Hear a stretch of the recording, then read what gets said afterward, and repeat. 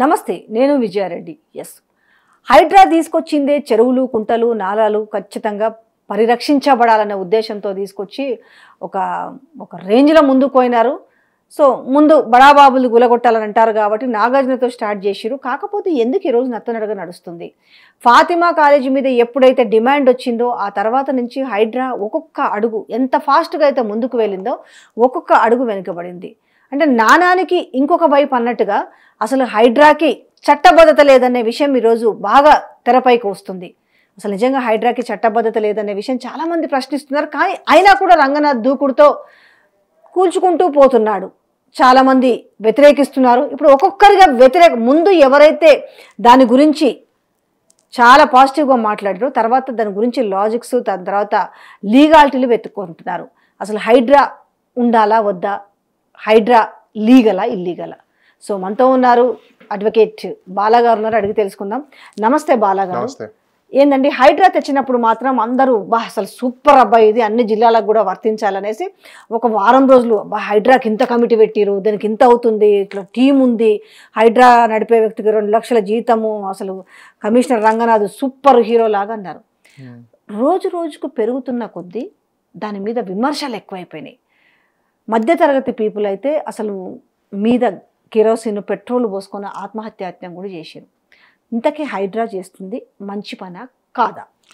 ఒకటి, హైడ్రా అనేది తీసుకురావడం మంచిదే.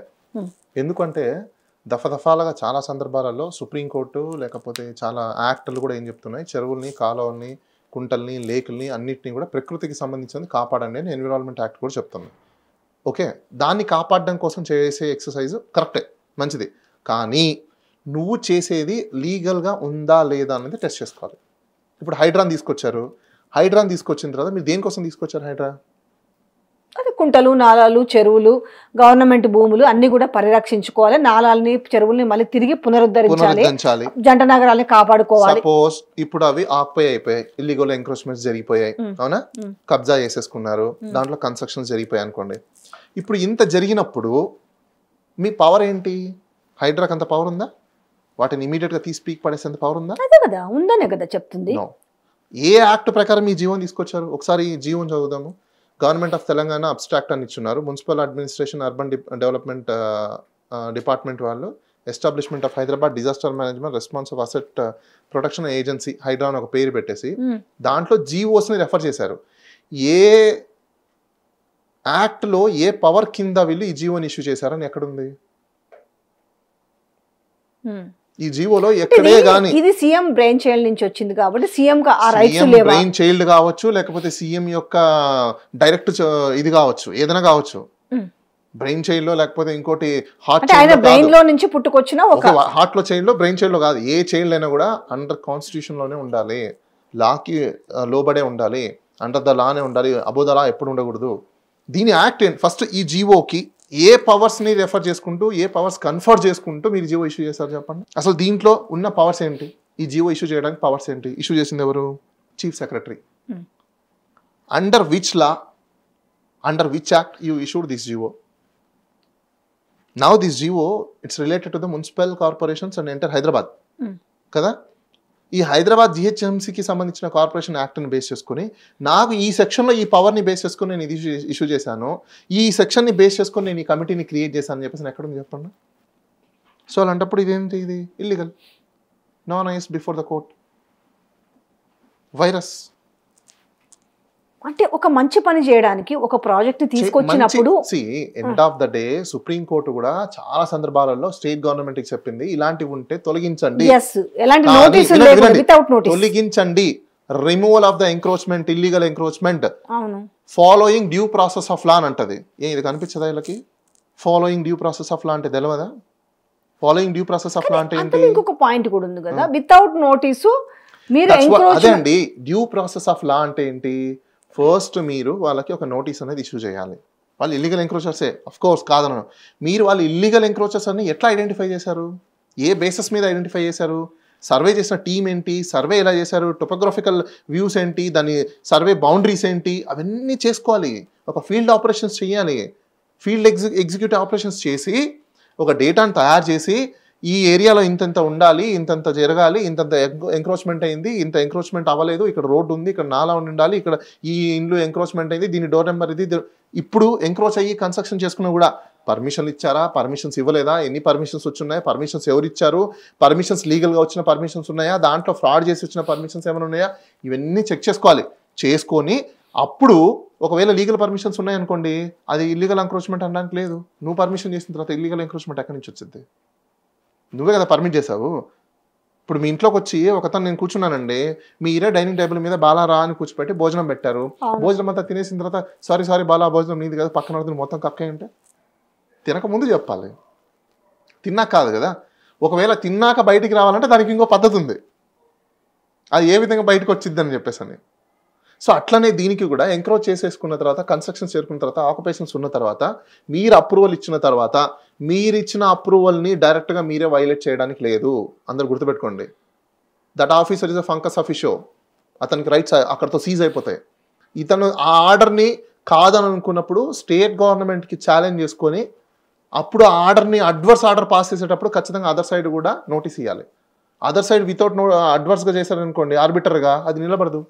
Arbitrary action, high handed actions ఇప్పుడు ఇక్కడ వీళ్ళు చేసేది హైడ్రా అంతా హై హ్యాండెడ్ యాక్షన్స్.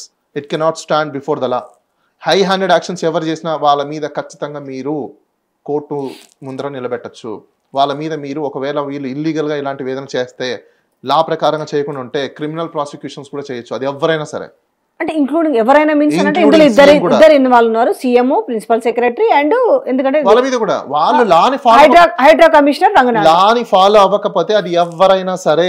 కానీ ఆ మాత్రం తెలియకుండా చేస్తారా? ఇప్పుడు సీఎం చెప్పిన తర్వాత దానికి కమిషనర్ ఏర్పాటు చేసిరు, ఆయనకు కమిషనర్ చేసిరు, దానికి బాధ్యులుగా దానికి రెస్పాన్సిబిలిటీ ప్రిన్సిపల్ సెక్రటరీ.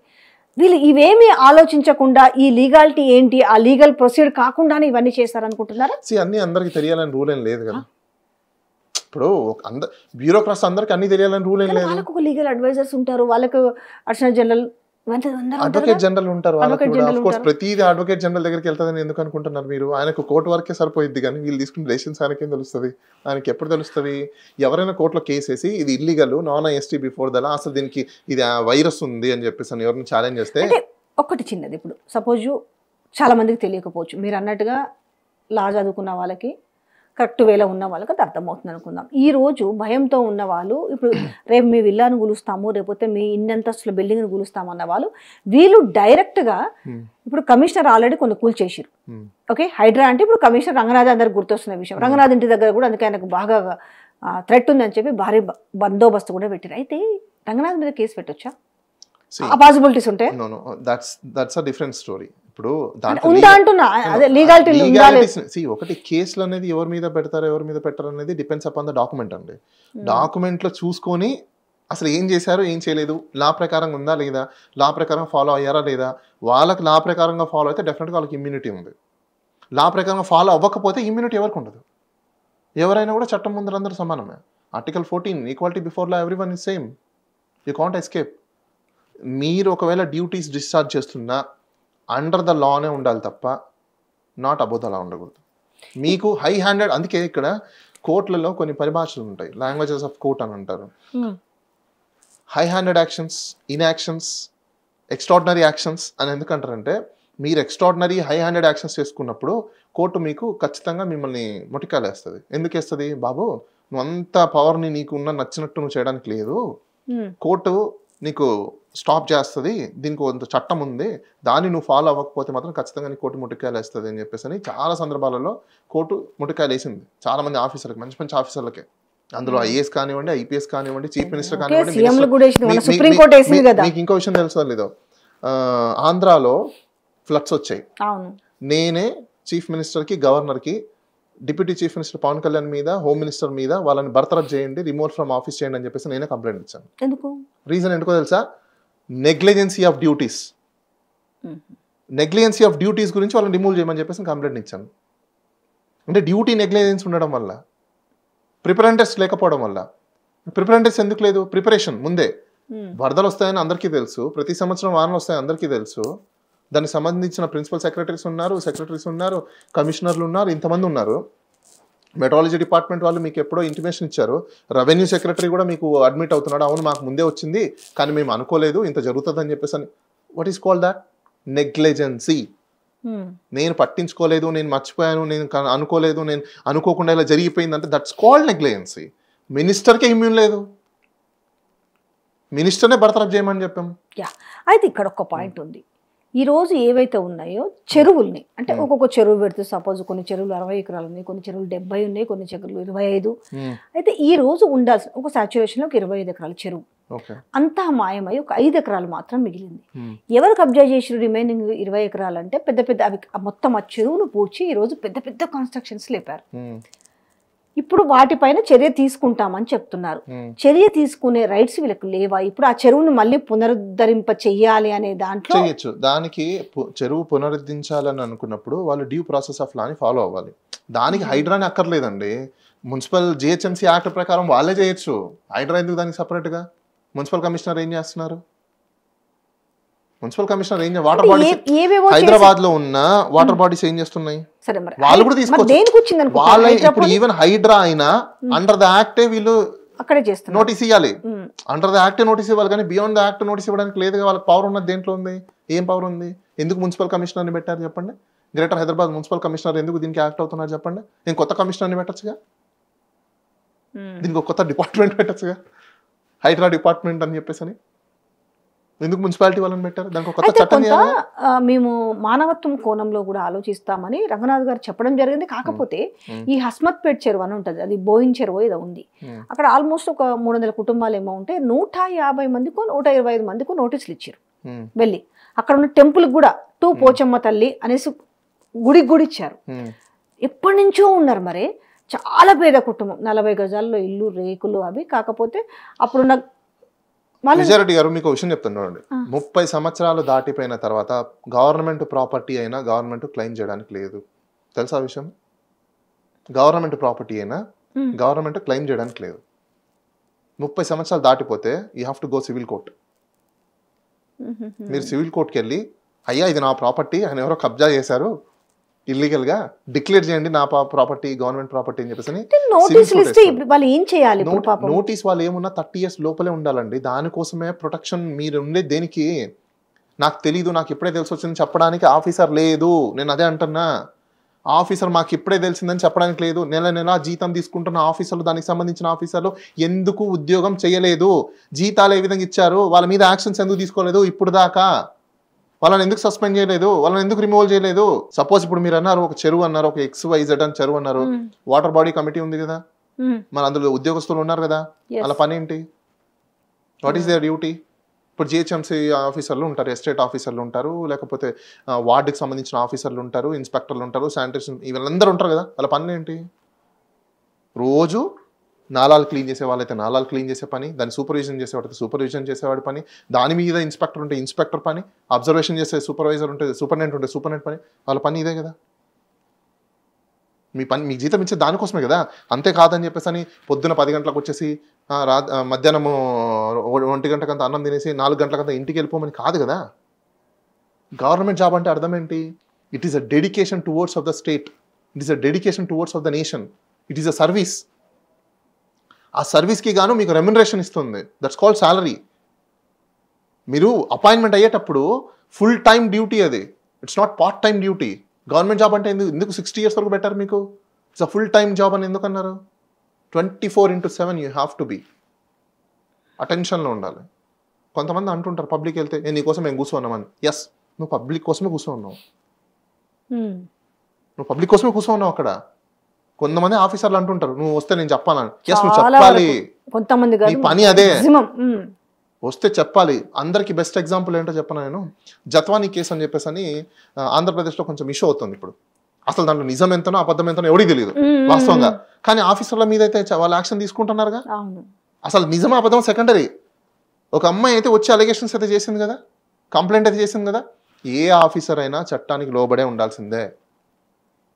నేను ఎందుకు ఈ వర్షన్ తీసుకొచ్చానంటే ఈ అంశాన్ని ఇక్కడ చెప్పానంటే, ఏ ఆఫీసర్ అయినా మేబీ నువ్వు ఎంత తోపు ఆఫీసర్ అయినా అయ్యుండొచ్చు గాక, నీకు ఎన్ని పవర్స్ అయినా ఉండొచ్చు గాక, బట్ నువ్వు మాత్రం పబ్లిక్కి ఒబీడియన్స్ ఉండాల్సిందే. Disobedience towards of the people చేసిన సిటిజన్స్ చేసినా మనం దాని మీద ప్రాసిక్యూషన్ చేయొచ్చు తెలుసా, క్రైమ్ కట్టచ్చు దాని మీద కూడా, ఇతను డిజోబీడియన్స్ చేశాడు పబ్లిక్ నేను చెప్పేసాను. ఏ విధంగా అయితే విధులకు అడ్డంకించారు అని చెప్పేసి కేసులు పెట్టారో అదే విధంగా ఒక సిటిజన్ ని అవమానపరిచారని చెప్పి కూడా కేసు పెట్టచ్చు.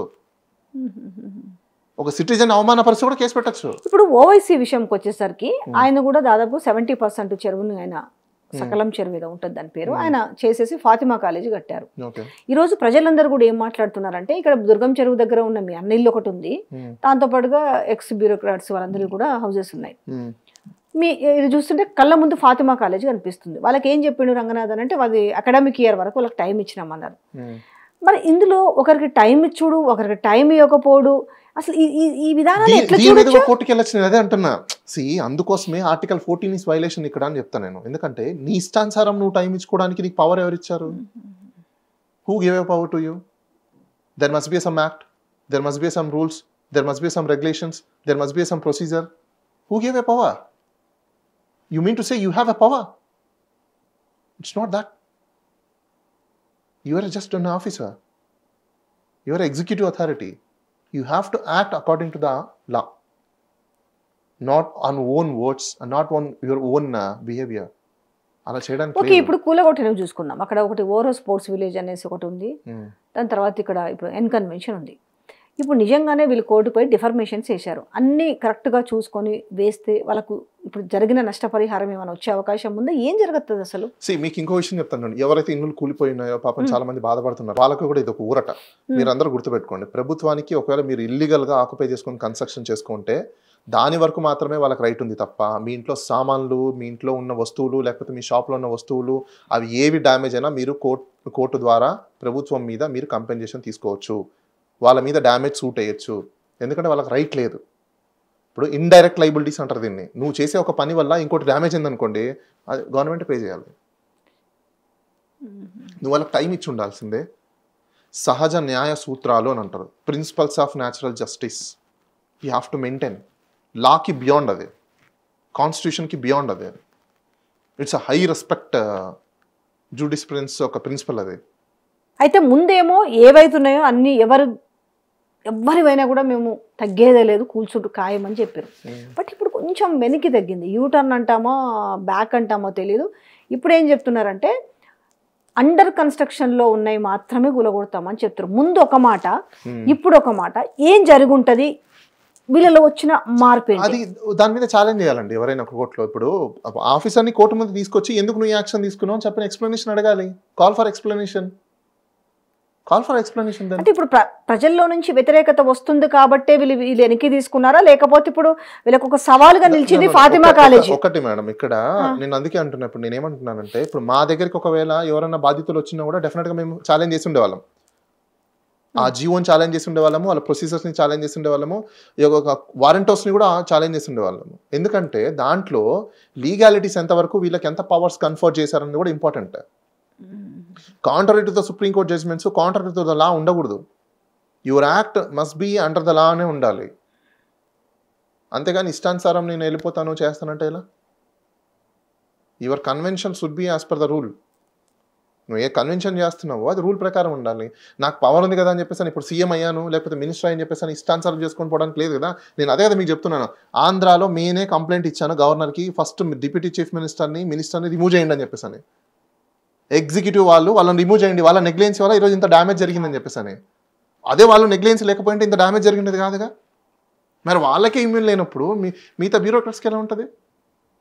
బ్యూరోక్రాట్స్కి కూడా ఉంది ఇమ్యూన్. ఎప్పుడు నువ్వు చట్ట ప్రకారంగా నడుచుకున్నప్పుడు, చట్టబద్ధతతో ఉన్నప్పుడు, చట్టానికి అనుగుణంగా ఉండి జీవోలు చేసి గవర్నమెంట్ అలాంటి ఇష్యూస్ చేస్తే డెఫినెట్గా ఉంటుంది.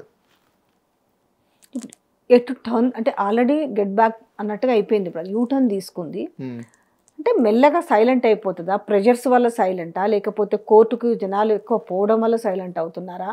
లేదు ఇప్పుడు ఒక టాస్క్ యూటర్న్ తీసుకోవడానికి ఓవైసీ కాలేజ్ అది చెప్పలేం. ఇప్పుడు ఓవైసీ అంటే ప్రెషర్ పెరుగుతుంది, ముందు అది ఎందుకు కూల్చారు అనే ప్రెషర్ పెరుగుతుంది. కాలేజ్ అలాంటప్పుడు ఒక పని చేయండి, జనాలందరూ కూడా అంత ఇంట్రెస్ట్గా ఉన్నప్పుడు కోర్టులో కేసేసి ముందు వాళ్ళ కాలేజ్ని ఎందుకు డిసైడ్ చేయట్లేదు చెప్పి క్వశ్చన్ చేయండి. అదే హైడ్రాని క్వశ్చన్ చేయండి, ఎందుకు ఆ కాలేజ్ని వదిలేశారు, దాని సర్వీస్ ఏంటి, ఆక్యుపై ఎప్పుడు చేశారు, అసలు లీగాలిటీనా డిసైడ్ చేయమని చెప్పేసి అని అథారిటీని అడిగితే అయిపోయింది కదా. ఎందుకు అడగట్లేదు? అపోజిషన్ వాళ్ళు ఎందుకు చేయట్లేదు ఆ పని చేయొచ్చు కదా. వాళ్ళు చేయట్లేదు ఎవరు కూడా. ప్రజలు పక్కన పెట్టండి. అది కూలగొట్టాలి అనేసి బీజేపీ నుంచి రఘునందన్ రావు కావచ్చు, లేకపోతే రాజా సింగ్ మాట్లాడుతున్నారు, కానీ లీగాలిటీ పరంగా ఎందుకు పోవట్లేదు అనేది కదా మీరు అంటున్నారు. ఇప్పుడు మాట్లాడడం చాలా సింపుల్ అండి. ఓవర్ ద ఫ్లో మాట్లాడతారు. ఆ ఓవర్ ద ఫ్లో మాట్లాడిందంతా లాకు బైండ్ కాదు కదా. వాళ్ళు లీగల్గా యాక్షన్ తీసుకుంటే అది బైండింగ్ ఓవర్ అవుతుంది. వాళ్ళు ఎందుకు తీసుకోరు? ఒకసారి బుక్ అయిపోయారు అనుకోండి కోర్టుకి వెళ్ళేసి, దాన్ని వెనక్కి తీసుకోవాలంటే కష్టం కదా. వాళ్ళకి అక్కడి నుంచి ముట్టలు రావు కదా, బ్రీఫ్ కేసులు రావు, మూటలు రావు. చెప్పడానికి చెప్తారు, బెదిరిస్తారు. ఇప్పుడు మీరు లీగాలిటీస్ ఉంటే అని మాట్లాడుతున్నారు. చెరువులు కబ్జా చేసిన తర్వాత చెరువుల మొత్తం చెరువులోనే కడితే ఇంకా లీగాలిటీస్ ఏముంటాయి చెప్పండి. సపోజ్ కొన్ని కన్స్ట్రక్షన్స్ ఉన్నాయి పెద్ద పెద్ద బిగ్. మీకు చెప్తాను చూడండి విజయరెడ్డి గారు, ఈవెన్ చెరువుల్ని కాలువల్ని కూడా వాటిని కన్వర్ట్ చేయాలనుకుంటే దానికి కూడా కొన్ని గైడ్ లైన్స్ ఉన్నాయి. ఆ చెరువులు అన్యూస్ ఉండి ఆ చెరువులు ఇంకా యూజ్ లేదు, దానికి కనెక్టివిటీ లేదు, దానికి వాటర్ రావు, ఇట్లా కొన్ని కండిషన్స్ చాలా ఉన్నాయి. ఇవన్నీ ఉంటే డెఫినెట్గా మీరు వాటి మీద వాటిని కన్వర్షన్ చేయొచ్చు. ఇప్పుడు రామోజీ ఫిలిం సిటీ ఉంది, అది రామోజీ ఫిలిం సిటీ ఫారెస్ట్ యాక్ట్ని, ఎన్విరాన్మెంట్ యాక్ట్ని, అదేవిధంగా ఇప్పుడు మీరు అన్నట్టు వాటర్ బాడీస్ యాక్ట్ని సంబంధించింది, సెంట్రల్ వాటర్ బాడీ కమిషన్ సంబంధించిన, ఇప్పుడు వాటిని అన్నిటిని వైలేట్ చేస్తూ ఇచ్చారు. మరి దాని మీద ఎందుకు యాక్షన్ తీసుకోలేదు ఇప్పుడు దాకా? అది మొత్తం కొండలను ఆక్యుపై చేసుకున్నారు. ఎవరు ఇచ్చారు పవర్? ఫారెస్ట్ కి సంబంధించిన ఆ ల్యాండ్ అని మొత్తం గవర్నమెంట్ ఏ విధంగా ఇచ్చింది? ఫస్ట్ ఆ జీవోని ఎందుకు ఛాలెంజ్ చేయట్లేదు చెప్పండి? అంత ప్రభుత్వ భూమి, ప్రకృతికి సంబంధించిన ఆస్తి ఏ విధంగా వాళ్ళకి అంటబెట్టారు? అక్కడ మొత్తం స్ట్రక్చర్స్ అన్ని లేపేశారు, ఇష్టానుసారం స్ట్రక్చర్స్ ఉన్నాయి. ఏ గవర్నమెంట్ వాటికి అప్రూవల్ ఇచ్చింది? ఏ మున్సిపాలిటీ వాళ్ళు వాళ్ళకి పర్మిషన్ ఇచ్చారు? ఆ స్ట్రక్చర్ డిజైన్ ఈ డిజైన్ కి యాజ్ ఇట్ ఈస్ గా ఉందని చెప్పేసి అని ఎవరు ఇచ్చారు అప్రూవల్? దాని మీద ఎందుకు ఇప్పుడు దాకా దాన్ని ఇప్పుడు దాకా ఎందుకు ఛాలెంజ్ చేయలేదు? మరి ఎవరు చేస్తలేరు? వై? ద బిగ్గెస్ట్ పర్సన్ కాబట్టి. అంటే ఇప్పుడు ఏం చెప్తారంటే కొంతమంది, సార్ అది మనకు తెలంగాణకు ఒక ఎసెట్, ఎక్కడో ఉన్న సినిమాను మొత్తం ఇక్కడ తీసుకొచ్చాడు, ఇక్కడే షూటింగ్స్ ఇవన్నీ చేస్తున్నారు కాబట్టి ఇది ఒక తెలంగాణకు తలమానికమైన ఒక రామోజీ ఫిలిం సిటీ అని మాట్లాడే వాళ్ళు. రామోజీ ఎందుకు రామోజీ ఉండాలి? గవర్నమెంట్ హ్యాండ్ ఓవర్లు ఎందుకు ఉండదు?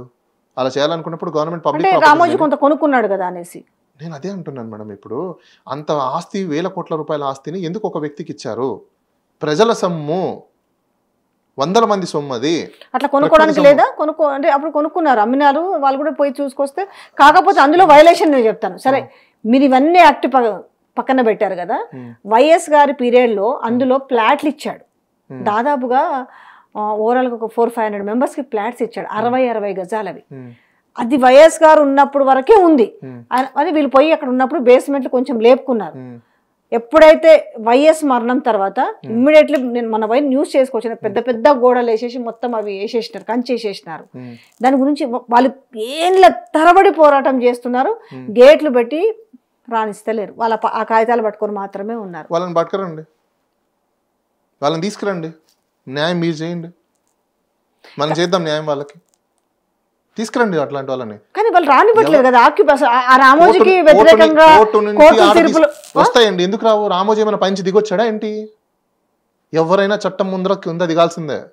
రామోజీ పంచి దిగి రాలేదు. డబ్బులుంటే ఎవరి డబ్బులు, ఎవరి దగ్గర నుంచి వచ్చాయి డబ్బులు? ప్రజల మీద నువ్వు వ్యాపారం చేస్తే, ప్రజలు కాంట్రిబ్యూట్ చేస్తే, దాంట్లో ఎంప్లాయీస్ అందరు పని చేస్తే, దాంట్లో అందరూ నిన్ను సపోర్ట్ చేస్తే వచ్చాయి నీకు ఈ కోట్ల రూపాయలు ఆస్తి. నీ ఒక్కడి నువ్వు సంపాదించుకోలేదు. నీకు టాలెంట్ ఉంటే మనిషి జోబులో ఎక్కడైనా పెట్టుకో, టాలెంట్ ఉంటే మనిషి ఎక్కడైనా పెట్టుకో. అందులో ప్లాట్లు ఉన్న వాళ్ళకి న్యాయం జరిగే అవకాశం ఉంటుందా? వాళ్ళ ప్లాట్లు వాళ్ళు ఎన్నిసార్లు పాపం ధర్నాలు చేసిరు, రాస్తారోకలు చేసిరు, మీడియాలో కవరేజ్లు వచ్చినాయి. కానీ లోకల్లో ఉన్న సర్పంచులు, లోకల్లో ఉన్న ఎంఆర్ఓ, లోకల్లో ఉన్న ఎండి వీళ్ళెవ్వరు కూడా సపోర్ట్ చేస్తలేరు వాళ్ళకి. ఆ కాగితాలు పట్టుకుని అటాగే ఉన్నారు. వాళ్ళని తీసుకురండి, ఖచ్చితంగా న్యాయం అయితే జరుగుతుంది. Okay, done. వాళ్ళని తీసుకురండి. ఎంతమంది ఉన్నారో, ఎంతమందికి ఇచ్చారు అక్కడ భూమి? 500 మందిని తీసుకురండి, ఖచ్చితంగా న్యాయం అయితే జరుగుతుంది, నో డౌట్ అందులో. ఎందుకంటే ఒకసారి గవర్నమెంట్ వాళ్ళకి ఉండడానికి భూమి ఇచ్చిన తర్వాత గవర్నమెంట్ రిజంప్షన్ చేసుకోవాలంటే వాళ్ళకి కంపెన్సేషన్ పే చేయాలి. రిజంప్షన్ ఎందుకు చేసుకుంటున్నారో రీజన్ చెప్పాలి. ఉత్తిపిల్లని కూరికి అలా తీసేసుకోవడానికి లేదు. అసైన్డ్ భూమి ఇచ్చిన, అసైన్డ్ ల్యాండ్లో కన్స్ట్రక్షన్స్ చేసుకున్నా, ఇప్పుడు రోడ్లు తీస్తుంటారు, లేకపోతే ఏదైనా చెరువులు చేస్తుంటారు, లేకపోతే నాలాలు తీస్తుంటారు. అసైన్డ్ భూములు ఉంటే అక్కడ వాళ్ళ కంపెన్సేషన్ పే చేస్తారుగా రీహాబిలిటేషన్స్ కింద. ఎందుకు పే చేస్తున్నారు? దేనికోసం పే చేస్తున్నారు? మళ్ళీ వాళ్ళు ఇంకో చోట వాళ్ళ జీవనోపాధి పోయింది కాబట్టి, పోయింది కాబట్టి అవును. వాళ్ళకు నివసించే ప్లేస్ పోయింది కాబట్టి దానికే డిపిఎస్పీస్ అంటారు, directive principles of state policies. ఇప్పుడు గవర్నమెంట్ ఇవన్నీ స్కీమ్స్ దేని అండర్లో ఇస్తుంది? ఎడ్యుకేషన్ దేని అండర్లో ఇస్తున్నారు? హెల్త్ దేని అండర్లో ఇస్తున్నారు? కొత్త ఇల్లులు దేని అండర్లో ఇస్తున్నారు? సబ్సిడీలు దేని అండర్లో ఇస్తున్నారు? డిపిఎస్పీలోనే ఇస్తున్నారు. కాన్స్టిట్యూషన్లో డిపిఎస్పీ అనేది ఉంటుంది, directive principles of state policies. State ఏమేమి పనులు చేయాలి, ప్రజల కోసం ఏమేమి సబ్సిడీలు తీసుకురావాలి, ఎటువంటి దాని మీద ఖర్చులు పెట్టాలి, ఏ ఏ పాలసీలు తీసుకురావాలి, ఇవన్నీ ఆల్రెడీ డిఫైన్ కాన్స్టిట్యూషన్లో, రాజ్యాంగంలో ఆల్రెడీ పొందుపరిచింది. వాళ్ళు ఊరికేమి ఇవ్వట్లేదు ఎవరు కూడా, రండి బాబు రండి రండి రండి అని ఇవ్వట్లా. వాళ్ళకి ఇవ్వాల్సిన హక్కు అది. మీ మీడియా ద్వారా నేను ప్రజలకు హెచ్చరిస్తున్నా, I'm appealing to the people, it is your right. Your not a beggar, your a owner of that site. Public property అంటే హూ ఇస్ ద పబ్లిక్ అండి? Public is you as a voter. నీ కోసం నీకు లేనప్పుడు it's duty of the government. It's a government duty. సరే okay, ముఖ్యమంత్రి ఎందుకు ఈ నిర్ణయం తీసుకొని ఉంటాడు అంటే అరాకొర నిర్ణయం అని చెప్పాలి. పోనీ పూర్తి స్థాయిలో తిన చట్టబద్ధత చేసి తీసుకురాకుండా మీరు అన్నట్టుగా ఎందుకు ఇట్లాంటి ఒక హైడ్రాని తీసుకొచ్చి? యూజువల్గా ఇలాంటి యాక్షన్స్, హై హ్యాండెడ్ యాక్షన్స్ ఎందుకు చేస్తారంటే గవర్నమెంట్ వచ్చిన కొత్తలో దీనికి సంబంధించిన రియల్ ఎస్టేట్ వాళ్ళ దగ్గర బ్లాక్ మనీ ఎక్కువగా ఉంటుంది. ఈ రియల్ ఎస్టేట్ వాళ్ళలో ఎక్కువగా ఉండే వాళ్ళు ఎవరెవరు అంటే, ఒకటి ఇండస్ట్రియలిస్ట్ ఉంటారు, ఫైనాన్షియర్స్ ఉంటారు, మూవీ ఇండస్ట్రీస్కి సంబంధించి కోట్ల రూపాయల వాళ్ళకి రెమ్యునరేషన్ వస్తుంది కాబట్టి క్యాష్ రూపంలో ఇన్వెస్ట్ చేసేవాళ్ళు, ప్రొడ్యూసర్స్, లేకపోతే రకరకాల కమ్యూనిటీకి సంబంధించిన హెడ్స్, వీళ్ళు ఎక్కువగా ఉంటారు. వాళ్ళ దగ్గర నుంచి డైరెక్ట్గా అడిగితే డబ్బులు ఎవడు? డైరెక్ట్గా అడిగితే డబ్బులు ఎవడు? సో అప్పుడు వాళ్ళు డబ్బులు ఇవ్వాలి, లేకపోతే బ్యాక్ డోర్లో వాళ్ళు ఏదో ఒకటి హెల్ప్ చేయాలంటే ఏం చేయాలి? వాళ్ళకు ఒక స్కేర్ సిటీని క్రియేట్ చేయాలి, ఒక భయాన్ని క్రియేట్ చేయాలి.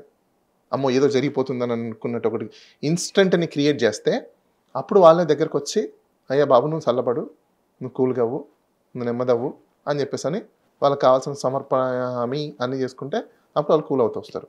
మీకు బెస్ట్ ఎగ్జాంపుల్ ఒకటి చెప్పనా? చిరంజీవికి చెల్లెలు కొడుకు మేనల్లుడు సాయి ధరమ్ తేజ్ రోడ్డు మీద ఒక కన్స్ట్రక్షన్ చేసుకున్న కంపెనీ ఇసుక పడిందని చెప్పి జారి పడ్డారని చెప్పేసి అని వాళ్ళకి ₹1,00,000 ఫైన్ వేశారు. ఎవరు? చిరంజీవికి సంబంధించిన చెల్లి కొడుకు అని చెప్పేసి అని. కామన్ మ్యాన్ ఎంతో మంది రోడ్డు మీద పడుతున్నారు, గుంతలు ఉన్నాయి, బండ్లు వెహికల్ రిపేర్ అవుతున్నారు, ప్రాణాలు కోల్పోతున్నారు. మరి వీళ్ళకి ఫైన్లు ఎందుకు వేయలేదండి? అంటే అక్కడ చిరంజీవికి సంబంధించిన వాళ్ళని చెప్పేసి అని ఫైన్ వేస్తారు. ఇది ఆర్టికల్ 14 వైలేషన్ కాదా? అంటే బడా బాబులకైతే ఒక లెక్క, ఈ జనాలందరూ మేల్కోవాలి. అందుకే నేను అంటాను షీప్స్ ఆర్ ద పీపుల్ అని చెప్పేసి. ఎందుకు షీప్స్ ఆర్ ద పీపుల్ అని అంటున్నానంటే, you are guys are supporting them. వాడు రాగానే తల్లి తల్లి తల్లి తల్లి జై జై జై జై జై మేనరిజం. ఏం మేనరిజం? బాగా చేస్తున్నాడు ఆకొచ్చరికి పేదల కాడికే వచ్చింది వ్యవహారం. పాపం వాళ్ళు ఎంత బతుకు జీవుడు అనుకుంటా వాళ్ళవి, వాళ్ళ కనీసం వాళ్ళకున్న గిన్నెలు బోకులు కూడా బయట చెప్పనా? కలామ్మ తల్లి అని అంటారు కదా, ఆర్ట్ అనేది ప్రాఫిటబుల్ నాన్ ప్రాఫిటబుల్ చెప్పండి? Art non profitable. రీజన్ ఏంటో తెలుసా? వీళ్ళకి ఎందుకు సబ్సిడీలు, గవర్నమెంట్ ఇన్సెంటివ్లు, గవర్నమెంట్ స్కీమ్స్ అన్ని సంబంధించిన ఇస్తారు? Because it's a non profitable, it's art. మన రాజులు ఉన్న టైంలో కూడా ఉంది, కళల్ని పెంపొందించాలి, గవర్నమెంట్ సపోర్ట్ చేసిద్ది. అది మినిమలైజ్ ఉండాలి కానీ మ్యాక్సిమలైజ్ ఉండకూడదు. అది కానీ చేసేది ఏంటి? మ్యాక్సిమైజ్. ఎప్పుడైతే వీళ్ళది లేదు మాది ప్రాఫిటబుల్ అంటారో కన్జ్యూమర్ యాక్ట్ అప్లై అవుతుంది. Consumer act apply. నాకు సినిమా నచ్చలేదు అనుకోండి, కోర్టులో కేసు వేయండి. నువ్వు పబ్లిసిటీ చేసావు, నువ్వు చూపించిన పబ్లిసిటీ ఒకటి, ఉన్న సినిమా ఒకటి, దెన్ అట్లయితే మా ఇండస్ట్రీ బతకలేదంటే డెఫినెట్లీ బాస్, నీ ఇండస్ట్రీ బతకాలనుకుంటే ప్రజల దగ్గర నుంచి దోచేసుకోమని కాదు కదా.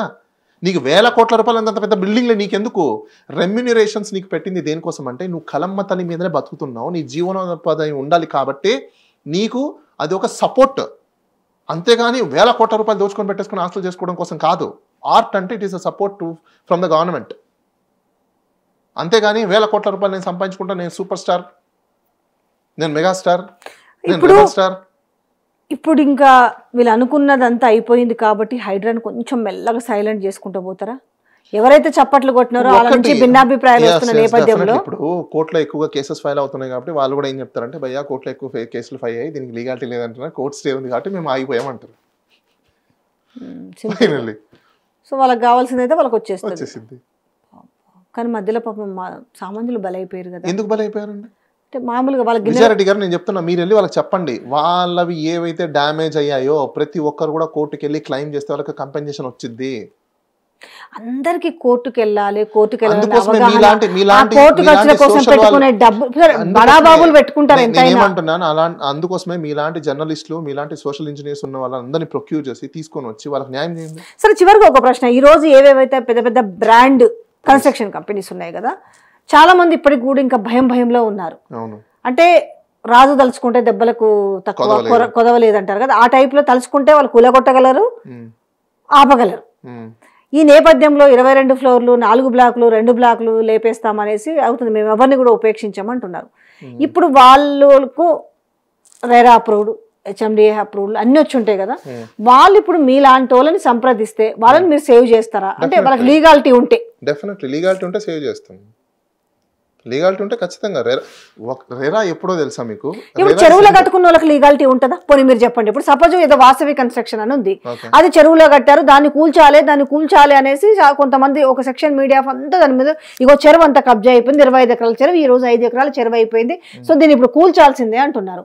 సో ఇంకా హైడ్రా అక్కడికి వెళ్ళలేదు, ఇవాళ రేపో అంటుంది. అట్లాంటి చాలా కన్స్ట్రక్షన్స్ ఉన్నాయి. ఇప్పుడు గవర్నమెంట్ దానికి అప్రూవల్ ఇచ్చిందంటే దానికి సర్వే అన్ని లీగాలిటీస్ ఉంటే మాత్రం ఎవరేం చేయలేరు. ఈవెన్ చెరువుల్ని కూడా కన్వర్ట్ చేయొచ్చు, దానికి ఒక ప్రొసీజర్ ఉంది. కన్వర్ట్ చేయాలంటే ఎలా చేయాలనేది కూడా ప్రొసీజర్ ఉంది. సుప్రీంకోర్టు జడ్జ్మెంట్స్ చాలా ఉన్నాయి. నువ్వు చెరువుల్ని అన్యూస్ఫుల్ చెరువులు ఏమైనా ఉంటాయో కన్వర్ట్ చేయమంటారు, మట్టి తవ్వుతూ ఉంటారు, చూసారా మీరు? అయితే అది కాదు. ఇప్పుడు సపోజ్ అతను ఒకటి తేవాలని అందరు అధికారులకి లంచం ఇచ్చి అతను పర్మిషన్లు తెచ్చుకున్నాడు, కొలగొడతారు. అధికారులకు లంచం ఇచ్చి ఇల్లీగల్ గా పర్మిషన్స్ తెచ్చుకుంటే అది ఇల్లీగల్ పర్మిషన్స్ కాబట్టి పర్మిషన్ ఇచ్చింది కూడా ఒకవేళ ఇల్లీగల్గా జరిగింది అనుకోండి, as per rule of law లేకున్నా, యాజ్ పర్ ప్రొసీజర్ ప్రకారం లేకున్నా, యాజ్ పర్ రూల్స్ ప్రకారం లేకున్నా, గవర్నమెంట్లో ఉన్న ఆఫీసర్ ఒకవేళ బ్రైబ్ తీసుకొని అలాంటి ఆర్డర్స్ అయినా పాస్ చేసి ఉంటే ఖచ్చితంగా వాటిని ఛాలెంజ్ చేసి కోర్టులో సెటిసైడ్ చేసి మొత్తం కొలగొట్టారు. ఓకే, ఇప్పుడు మరి వీళ్ళు కూడా లీగల్గా ఉన్నాయి కూలగొడుతున్నారు అనుకోవచ్చు కదా, ఇల్లీగల్ ఎక్కడ ఎందుకు కూలగొడతారు వీళ్ళు మాత్రం? ఇప్పుడు ఇల్లీగల్ గా ఉన్నప్పుడు నేను అదే లీగల్ ఉంటే వాళ్ళు కూలగొట్టారు కదా, వాళ్ళకి కూడా తెలుసు కదా. అది ఒకవేళ ఇల్లీగల్ ఆర్డర్ అయినప్పుడు, ఒకవేళ నువ్వు ఆర్డర్ మీద ఆర్డర్ని మళ్ళీ సెటిసైడ్ చేస్తున్నావు అంటే ఆ పర్సన్కి నోటీస్ ఇవ్వాలి. ఇప్పుడు నువ్వు ఒక ఆర్డర్ ఇచ్చారు, సపోజ్ మీకు జిహెచ్ఎంసీలో ప్లాన్ అప్రూవల్ అయింది, అప్రూవల్ అయిన ప్లాను ఇది కరెక్ట్ కాదు, ఇది ఇల్లీగల్గా వచ్చింది, ఆఫీసర్ లంచం తీసుకొని ఇచ్చాడని అనుకున్నప్పుడు వాళ్ళ మీద పై అధికారికి ఈ ఆర్డర్ని సెటిసైడ్ చేయమని అడగాలి. అప్పుడు సెటిసైడ్ చేయమని అడిగినప్పుడు ఆఫీసర్ ఇతనికి నోటీస్ ఇస్తాడు, బాబు ఇదిగో నీ ఆర్డర్కి మేము ఇట్లా నాకు కంప్లైంట్ వచ్చింది, నీ ఆర్డర్ ఇల్లీగల్ అని చెప్పేసి అని నీకు నోటీస్ ఇస్తున్నాము, ఎందుకు క్యాన్సిల్ చేయకూడదు నువ్వు వచ్చి చెప్పు అని చెప్పేసి అడుగుతాడు. ఇది ఇల్లీగల్ అంట, డాక్యుమెంట్స్ ప్రాపర్గా లేవని చెప్పేసి అని. అప్పుడు ఇతను వెళ్ళి డాక్యుమెంట్స్ అన్ని ప్రొడ్యూస్ చేసి లేదండి మాదన్నీ కరెక్ట్గా ఉన్నాయని చెప్తే అతను క్యాన్సిల్ చేయాలా లేదని అప్పుడు ఆఫీసర్ ఆలోచిస్తాడు. అది క్యాన్సిల్ అవ్వకుండా ఇది లీగల్ అయినట్టుగా. ఇప్పుడు తెలంగాణలో ఇంకొక విషయం కూడా బాగా హాట్ టాపిక్ గా నడుస్తుంది, ఎమ్మెల్యేలపై అనర్హత వేటుకు సంబంధించి నేను హైకోర్టు ఇచ్చింది కదా 4 వారాల స్పీకర్ డెసిషన్ తీసుకోమని, లేకపోతే మేము సుమోటోగా తీసుకుంటాం అన్నారు. అందులో ఉన్న వాళ్ళు ఇప్పుడు 3 ఉన్నారు. సో కడియము, దానము, తెల్ల వెంకట్రావు.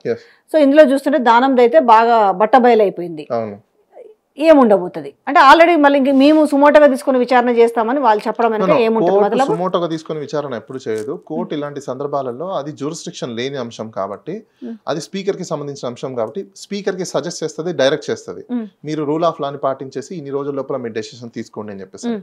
అయితే ఇప్పుడు అది ప్రూవ్ అయిందా అవ్వలేదా అనే దానికి హైకోర్టు ఎప్పుడు డిసైడ్ చేసి చెప్పదు. వీళ్ళు జంప్ అయ్యారా అవ్వలేదా అని చెప్పింది ఎవరు డిసైడ్ చేయాలి? స్పీకర్. మరి స్పీకర్ ఒకవేళ వీళ్ళు జంప్ అవ్వలేదు, అదే పార్టీలో ఉన్నారని చెప్పి ఆర్డర్ ఇచ్చాడు అనుకోండి, ఏం చేస్తారు అప్పుడు? ఓకే, ఇప్పుడు సరే మీరు అన్న పాయింట్ ఓకే. మరి దానం పరిస్థితి, దానం అయితే జంప్ అయినడానికి ఆయన బీఫామ్ తీసుకుపోయి ఎలక్షన్ కమిషన్కి ఇచ్చింది కదా, ఎవరు ఇచ్చిన బీఫాము? కాంగ్రెస్ పార్టీ ఇచ్చిన బీఫామ్. ఆయన గెలిచింది కారు గుర్తు మీద, ఓకే డన్, ఆయన ఎమ్మెల్యే. కానీ ఎమ్మెల్యే ఉండగా మళ్ళీ ఈ బీఫామ్ మీద వేరే పార్టీ నుంచి బీఫామ్ మీద గెలిచారు, అది ఎట్లుంటుంది? ఒకటి ఇప్పుడు దానం నాగేంద్ర గారి విషయంలో మాత్రం ఆయన ఎస్కేప్ అవడానికి ఛాన్స్ లేదు. ఎందుకంటే ఆల్రెడీ కాంగ్రెస్ పార్టీ బీఫామ్ తీసుకొని ఆయన నామినేషన్ ఎలక్షన్ కమిషన్ లోకి వెళ్ళిపోయింది, అది ఎవిడెంట్, దాన్ని ఎవరు తీయలేరు. సో ఆయనకు మాత్రం ఎస్కేప్ అయ్యే ఛాన్స్ లేదు. స్పీకర్ ఆయన దగ్గర ఎక్స్క్యూజెస్ చేయడానికి లేదు. ఖచ్చితంగా ఆయన మీద యాక్షన్ తీసుకోవాల్సింది స్పీకర్. స్పీకర్ తీసుకుంటాడా నాకు ఎందుకు లేని సైలెంట్ గా ఉండి అది కోర్టు వరకు వెళ్తుంది, ఎట్లా ఉండొచ్చు అది? ఒక్కటి ఇప్పుడు స్పీకర్ యాక్షన్ తీసుకునే లోపల మళ్ళీ ఒకవేళ ఈయన కాంగ్రెస్ వాళ్ళతో మాట్లాడుకొని లేకపోతే ఇంకోటి చేసేసుకొని దాన్ని ఇంకా డిలే చేసుకుంటూ వస్తారా ఏంటా చూడాలి. ఎందుకంటే రేకపోతే ఇప్పుడు ఆర్డర్ మీద నెక్స్ట్ హైకోర్టులో డివిజన్ బెంచ్కి వెళ్తారా లేదా డివిజన్ బెంచ్ నుంచి మళ్ళీ ఎస్ఎల్పీకి వెళ్తారా అనేది ఇవన్నీ కూడా చూడాల్సిన అంశాలు. దానంకి ఎలాంటి ఇంకేముంటాయి ఆయనకి లూప్ హోల్స్? ఇద్దరిది పక్కన పెట్టినా కూడా దానంకి ఒకవేళ సపోజ్ ఈ యాంటీ డిఫెక్షన్ పడలేదు అనుకోండి, దానం నెత్తి మీద ఇంకో కత్తి కూడా ఉంది, ఎలక్షన్ పిటిషన్. ఇదెక్కడిది మళ్ళీ? మీడియాలో చాలా మంది అదే పట్టుకున్నారు కానీ ఎలక్షన్ పిటిషన్ గురించి ఎవరు మాట్లాడట్లేదు. దానం నాగేంద్ర గారి మీద విజయారెడ్డి గారు ఎలక్షన్ పిటిషన్ ఫైల్ చేస్తున్నారు. ఏ విషయం మీద? ఆయన మాల్ ప్రాక్టీస్ చేశాడు. అన్ని ఎలక్షన్ పిటిషన్ అంటే అదే ప్రూఫ్ ఛాలెంజింగ్. ఆయన ఎన్నుకోబడిన ఏదైతే ప్రక్రియ ఉంటుందో అదంతా ఇల్లీగల్ అని చెప్పి ఆవిడ ఛాలెంజ్ చేసింది. ఇది ఒకవేళ పక్కగా దీంట్లో తీయలేదు అనుకోండి, దాంట్లో అయితే బుక్ అయిపోతారు. వాళ్ళు కొన్ని అసెట్స్ ని డిక్లేర్ చేయలేదు అఫిడవిట్ లో, వాళ్ళ వైఫ్ పేరు మీద ఉన్న కొన్ని అసెట్స్ ఏవైతే ఉన్నాయో అవి డిక్లేర్ చేయలేదు. సో అప్పుడు మీరు అఫిడవిట్ లో డిక్లేర్ చేయకపోతే ఏమవుతుంది? నామినేషన్ రిజెక్ట్ అవ్వాలి.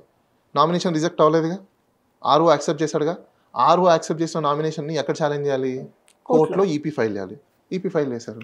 అది రేపు మాపు బెంచ్కి వస్తుంది, నాకు తెలిసి 12వ తేదీ బెంచ్ లో ఉంది. అది కూడా దెబ్బ పడుతుంది. అయితే అందులో మాత్రం దానం నాగేంద్రకి ఎటువంటి సందేహం లేదు, తప్పించుకునే అవకాశాలు లేవు. రెండు వైపులా ఉంది, కత్తికి రెండు వైపులా పదం నాటికి రెండు వైపులా ఉందా? కానీ ఒక్క విషయం అండి, ఫస్ట్ విషయం ఈ యాంటీ డిఫెక్షన్లా కనీసం ఇది ఉంటుంది అన్న విషయం దానం నాగేంద్రకు తెలియకుండానే ఎంపీగా పోటీ చేశాడా అనేది ఒక డౌట్. ఉన్నా కూడా ఎవరేం చేస్తారు? సపోజ్ ఎంపీ గెలిచారనుకోండి, సపోజ్ గెలవకపోతే అనేది కూడా ఒకటి ఉంటుంది. గెలవకపోతే పక్కన పెట్టండి, ఆ ఊపులో ఎవరైనా ఏమనుకుంటారు? గెలుస్తారని అనుకుంటారు. ఎంపీ గెలిస్తే ఏమైంది? ఎమ్మెల్యేకి రాజీనామా చేశారు, అయిపోయింది. ఇంకేముంది అక్కడ? అంటే ఒకటే వైపు ఆలోచించండి, రెండో వైపు ఒకవేళ నేను గెలవకపోతే ఆలోచించలేదు. అక్కడ ఆలోచించుంటే ఇంకోలా ఉండేది, అక్కడ ఆలోచించలేదు. ఇప్పుడు ఎవరు బలి చేసిరా, బలి అయ్యింది అనుకోవచ్చా? బలి అవ్వలేదు, బలి చేయలేదు, ఆయనే బలవంతుడు అయ్యాడంత. బలం పెంచుకోవడం కోసము ఎమ్మెల్యే నుంచి ఎంపీకి చంపారు. కదే ఓకే, కానీ అనుకున్నది జరగలేదు. సో మొత్తానికైతే ఖైరతాబాద్కు బై ఎలక్షన్స్ అయితే వచ్చే అవకాశం ఉంది. ఖైరతాబాద్కు బై ఎలక్షన్స్ వచ్చే అవకాశాలు చాలా తక్కువ. మళ్ళీ ఎలక్షన్ పిటిషన్ ఉన్నప్పుడు బై ఎలక్షన్స్ వచ్చే అవకాశాలు ఉండవు కదా. సెకండ్ ప్లేస్ లో ఉన్నారు. సెకండ్ ప్లేస్ లో ఇప్పుడు ఎలక్షన్ పిటిషన్ కూడా డిసైడ్ అయిపోయింది అనుకోండి విత్ ఇన్ 1 month లోపల, సో సెకండ్ పర్సన్ ని డిక్లేర్ చేస్తారు. సో విజయారెడ్డి ఎమ్మెల్యే అయ్యే అవకాశాలు ఉన్నాయి. సో అప్పుడు మీకు అక్కడ ఎలక్షన్స్ ఎక్కడ ఉంటాయి? ఇంకో క్యాండిడేట్ డిక్లేర్ చేస్తే అక్కడ ఎమ్మెల్యే అయిపోయింది కదా. ఒకవేళ వద్దు అనుకుంటే అదే తెరపైకి వచ్చి అదే ఇది అవుతుంది అనుకుంటే, మళ్ళీ బై ఎలక్షన్లో మేము కాంగ్రెస్ పార్టీ గెలుస్తుంది అనుకుంటే వీళ్ళే ఈవెన్ ఆయన రిజైన్ చేసిన 6 months లోపల నోటిఫికేషన్ ఇవ్వాలి కాబట్టి, ఆ నోటిఫికేషన్ ఇవ్వకుండా ఎలక్షన్ పిటిషన్ అయిపోయేంత వరకు నోటిఫికేషన్ ఇవ్వద్దని చెప్పి అక్కడ స్టే వచ్చింది. అప్పుడు అది డిసైడ్ అయిన తర్వాత ఎలక్షన్స్, అంతవరకు నో ఎలక్షన్స్. ఓకే, సో చివరిగా ఒక ప్రశ్న, ఎట్లా ఉంది అంటే మార్పు కావాలనుకున్నారు తెలంగాణ ప్రజలు అనేది ఒక 1.8% ఓట్ తేడాతోటి, ఓట్ బ్యాంక్ తేడాతోటి ఈరోజు కాంగ్రెస్ గవర్నమెంట్ ఎంచుకున్నారు. రేవంత్ రెడ్డి సీఎం అయినాడు. ప్రజలేమో ఈరోజు రోడ్లపైకి వచ్చి, అంటే వీడియోలో, ఎందుకంటే ఎవరు పోయి కవర్ చేయకపోయినా వీడియోలు మస్తు బయటకు వస్తున్నాయి. సరే ఎవరైనా పోయి కవర్ చేస్తే వాళ్ళకి నచ్చిన వాళ్ళు తీసుకొని కూడా అనుకుంటారు. బ్యాంకుల చుట్టూ సూసైడ్ చేసుకుంటామని మందు డబ్బాలు పెట్టుకుని, రుణమాఫీ విషయం కావచ్చు, ఈరోజు శాలరీస్ రాలేదని ఎవరో సూసైడ్ అటెంప్ట్ చేసుకుని హాస్పిటల్లో జాయిన్ అడిగితే అన్ని చూస్తుంటే ఎట్లుంది రేవంత్ రెడ్డి పాలన? అడిగితే ఫెయిల్యూర్ ఆఫ్ అపోజిషన్ అని అంటారు. నేను వై ఫెయిల్యూర్ ఆఫ్ అపోజిషన్ అని నేను ఎందుకు అంటున్నానంటే, అనుకున్న విధంగా ప్రజలు అనుకున్న విధంగా పాలన అయితే లేదు. లేనప్పుడు ఫస్ట్ ఎవరు యాక్టివ్ అవ్వాలి? ప్రతిపక్షమే. మరి ప్రతిపక్షం ఏం చేస్తుంది? ఎందుకు చేయట్లేదు? అన్నిటి మీద ప్రశ్నిస్తలేదా? నాకు తెలిసి అప్ టు ద మార్క్ అయితే ప్రతిపక్షం ఈ రోజు లేదు. అసలు ప్రతిపక్షం లేకుండానే ఈరోజు ప్రభుత్వం అయితే నడుస్తుంది. దాన్ని ఎవరు కాదన్నా అవునన్నా, యాజ్ ఎ పొలిటికల్ కన్సల్టెంట్గా నేను మాత్రం ఖచ్చితంగా ప్రభుత్వానికి ప్రతిపక్షం లేకుండా ఈరోజు అన్ని డెసిషన్స్ వెళ్తున్నాయి అనేది మాత్రం యాక్సెప్ట్ చేస్తాను. ఇది ఒకటి మీరు చెప్పారు. మొన్న సీఎం జర్నలిస్టులకు ఒక 18 సంవత్సరాల నుంచి పెండింగ్లో ఉన్న ఒక జర్నలిస్టుల పట్ట అందజేస్తూ ఆయన ఫ్రస్ట్రేషన్లో మాట్లాడిండా, ఎందుకు మాట్లాడిండా, యూట్యూబ్ అనే పదం పెట్టడానికి లేకుండా కూడా యూట్యూబ్ ఆ ట్యూబ్ వేసుకొని వస్తారని బెటకారంగా చిల్లరగా మాట్లాడిండు.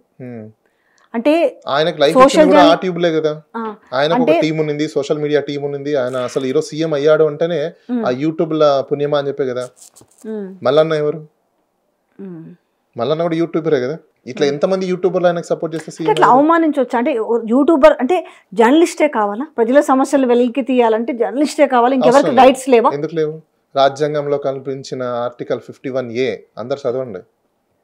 ఆర్టికల్ 51A ఎవరైనా కేసు ఫైల్ చేసుకోవచ్చా? మాకు కూడా రెస్పాన్సిబిలిటీ ఉంది. దట్స్ వాట్ నేను అదే అంటున్నా. Article 51A it is a responsibility of the citizen. మీకున్న రెస్పాన్సిబిలిటీస్ ఏంటి, డ్యూటీస్ ఏంటి అనేది రాజ్యాంగంలో పొందుపరిచారు. ఖచ్చితంగా దాని కింద మీరు ఎవరి మీద కూడా మీరు కూడా కంప్లైంట్ చేయొచ్చు. చాలా బిగ్ సబ్జెక్ట్ నిజంగా. ఇవన్నీ కూడా ఎవరికి ఏ రైట్స్ ఉన్నాయనే దాని మీద నిజంగా చాలా బాగా చెప్పారు. ఎనీహౌ మరొకసారి డీప్ సబ్జెక్ట్లోకి వెళ్దాం. ఎందుకంటే నేను అవమానించిన తీరు కాబట్టి ఆయన ఈరోజు మేనిఫెస్టో ఇచ్చి, ఒకవేళ మీరందరూ అలా అవమానించబడ్డారు అని అనుకున్నప్పుడు go and file a complaint. Definite గా అవమానించబడ్డాము. Then go and file a complaint. Then ఇప్పుడు జర్నలిస్ట్, ఇప్పుడు నేను జర్నలిస్ట్, నువ్వు అవమానించిన అయినా నేను లైట్ తీసుకుంటా. కాకపోతే జర్నలిస్ట్ అనేటోడే సమస్యలు తీయాలా? రెచ్చగొట్టండి ఇంకోసారి. జర్నలిస్టులు కాకుండా ఎవరన్నా ఈ ట్యూబులు పెట్టుకొని వస్తే ఇట్లనే దాడి చేస్తారని ఇండైరెక్ట్ గా రెచ్చగొట్టిండి ప్రజల్ని. నేను అదే అంటున్నాను. ఇప్పుడు దానికి కూడా జర్నలిస్టులు ఒక సబ్జెక్ట్ అయితే నాన్ జర్నలిస్టులు ఒక సబ్జెక్ట్. ఇప్పుడు రిపోర్టర్స్ ఉంటారు, సోషల్ యాక్టివిస్ట్. సపోజ్ అండి జర్నలిస్టే కాదు, సోషల్ యాక్టివిస్ట్ చేయడానికి లేదా? ఎవ్రీ సిటిజన్ బి అనే సోషల్ యాక్టివిస్ట్. ప్రతి సిటిజన్ ఒక సోషల్ యాక్టివిస్టే. చేయడానికి వీలు లేదనేలాగా ఎవరు పడితే వాళ్ళు ఎట్లా పోతారు, మీరు లోగోలు వేసుకుని మైకులు వేసుకుని ఎట్లా పోతారు అని మాట్లాడుతున్నారు కదా. సోషల్ యాక్టివిస్టులు ఎవరు? ఆర్టీ యాక్టివిస్టులు ఎవరు? వాళ్ళకు చట్ట పద్ధతి ఉంది కదా. ఇంకోటి చెప్తాను చూడండి, మీకు ఎవరికి తెలియదు కూడా, విజిల్ బ్లోయర్ యాక్ట్ అని ఒకటి ఉంది. విజిల్ బ్లోయర్ యాక్ట్ అని ఒకటి ఉంది. ఆ విజిల్ బ్లోయర్ యాక్ట్ ఏంటంటే మీకు సెక్యూరిటీని కూడా ఇస్తుంది. మీరు ఒక వ్యక్తి మీద ఏదైనా కంప్లైంట్ చేసినప్పుడు ఆ వ్యక్తి నుంచి కానీ, గవర్నమెంట్ నుంచి కానీ, లేకపోతే ఎవరైనా ఆఫీసర్ల నుంచి కానీ మీకు థ్రెట్ ఉందంటే సెంట్రల్ గవర్నమెంట్ నుంచి మీకు ప్రొటెక్షన్ ఉంటుంది తెలుసా? చాలా ఉన్నాయి పాయింట్స్. విజిల్ బ్లోయర్ ఇప్పుడు మేము చాలా మనోవేదనకు గురైనాం సీఎం మాట్లాడిన మాటలకి. ఒక సెక్షన్ పీపుల్ మొత్తం కూడా మేము ఒక సెక్షన్ పీపుల్ అందరూ రండి, మీ గ్రీవెన్సెస్ ఏంటో చెప్పండి, గవర్నర్కి కంప్లైంట్ ఇద్దాం. ఆయన మీద ఒకవేళ మీరు మనోభావాలు దెబ్బతిని ఉంటే కదా కేసు ఫైల్ చేయండి. ఎందుకు కేసు ఫైల్ చేయలేకపోతున్నారు? చట్టాలు వర్తించేది కామన్ మ్యాన్కే కాదు, చట్టాలు వర్తిస్తాయి మినిస్టర్లకి కూడా. నేను ఇందాక అదే మీకు చెప్పాను. ఆంధ్రప్రదేశ్లో వరదలు వస్తే అది నేచర్ ఆఫ్ గాడ్ అంటున్నారు కాబట్టి ఇది నేచర్ ఆఫ్ గాడ్ కాదు, ఇది నేచర్ ఆఫ్ గాడ్ అయితే ఒకటి కాదు. నేచర్ ఆఫ్ గాడ్ అంటే అది ఆటోమేటిక్ జరిగిపోయింది, కానీ ఇట్స్ యాక్ట్ ఆఫ్ హ్యూమన్. ఇది ఎందుకు యాక్ట్ ఆఫ్ హ్యూమన్ అని అంటున్నామంటే, యాక్ట్ ఆఫ్ గాడ్ అంటే ఓకే ఏదో నేచర్ వల్ల జరిగిపోయిందని అనుకోవచ్చు, but act of human it's negligence. నీ నెగ్లిజెన్సీ వల్ల డ్యామేజ్ అవ్వడం కరెక్ట్ కాదు. అకౌంటబిలిటీ ఎవరు తీసుకోవాలి? ఇప్పుడు చిన్న ఎగ్జాంపుల్ చెప్తాను చూడండి. ఎక్కడో కట్టేసిన బోర్డులు కొట్టకొచ్చేసాయని చెప్పేసి అని పాపం వాళ్ళ మీద కేసు పెట్టేసి లోపలేసామంటున్నారు. ఎక్కడో కట్టేసిన బోర్డులని వాడే వాలంటరీగా వదిలిపెట్టాడు కదా. సపోజ్ అదే ప్రామాణికంగా తీసుకుంటే వరదలు వచ్చి చాలా మంది కార్లు కొట్టుకుపోయి ఇంకొకరి ఇల్లు డ్యామేజ్ చేశాయి, మరి వాళ్ళ మీద ఒక కేసు పెడతావా? పెడతారా? అట్లే ఉంటది కదా. ఇప్పుడు ఆ నీళ్ళు వచ్చి మీ తప్పిదాల వల్ల నీళ్ళు వచ్చేసి వేరే వాళ్ళ ఇల్లు డ్యామేజ్ చేసాయి, చనిపోయారు చాలా మంది, మీ మీద 304 కేసు పెట్టాలా? ఇకపోతే ప్రతి దాని మీద రైట్స్ ఉన్నాయి పబ్లిక్. చాలా క్లియర్ గా చెప్పానండి. Thank you so much Agan Bala గారు.